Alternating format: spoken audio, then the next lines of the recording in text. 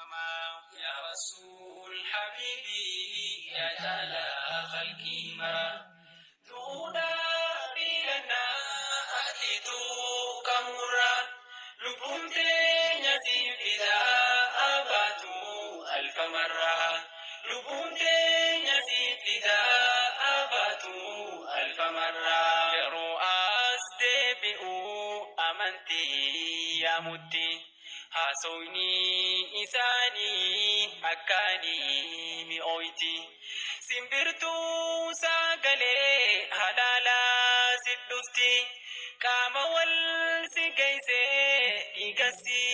lakamti osohin dilkamin lubunte fudatti bilisum magutun ifumaf amanti نبيين نقبنو خنو